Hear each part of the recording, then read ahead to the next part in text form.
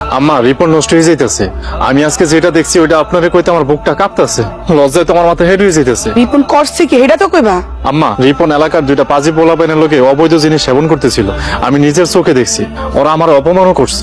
2 দিন পরে রিপনের ফ্লাইট, তুমি এইসব উল্টাপাল্টা কথা কইয়া নিজের পায়ে নিজে কুড়াল মেরো না। রিপন রে শাসন করা দরকার। শেষ সময় আয়া তুমি এরকম উল্টাপাল্টা মিশা কথা কেন কইতাছো? অবশ্য আমি বুঝতাছি তুমি এগুলা কেন কইতাছো। তুমি তো চাও না রিপন বিদেশ যাক, 2টা পয়সা কামাই করো। রিপন তো তোমার সৎ ভাই, কিন্তু রিপন তো তোমার কোনোদিন সৎ ভাই ভাবে না। আর তুমি আস্তাগফিরুল্লাহ আম্মা, আমার মনে কোনোদিনও এই চিন্তা আসে নাই। রিপন রে আমার সৎ ভাই হিসাবে আমি কোনোদিনও ভাবি নাই, মনে ভুলেও না। আম্মা আমি তো রিপনের ভালো চাই, রিপনের ভালোর জন্য। রিপন তো ঘর থেকে বাইর হয় নাই। আম্মা আপনার কথা ভুল হইতেছে, আমি তো নিজের চোখে।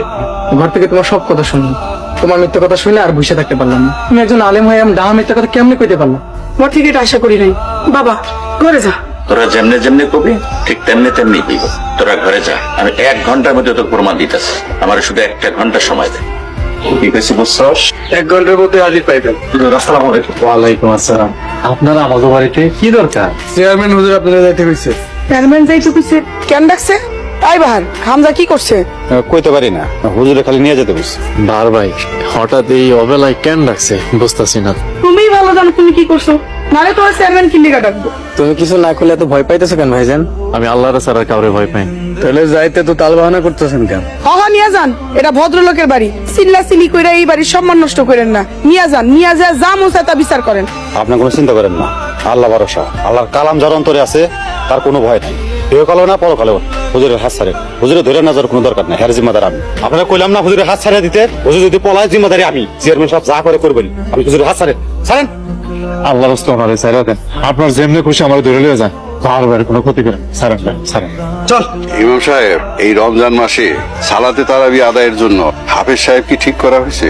ঠিক করা হয়েছে জনাব, আপনি কোনো চিন্তা করবেন না।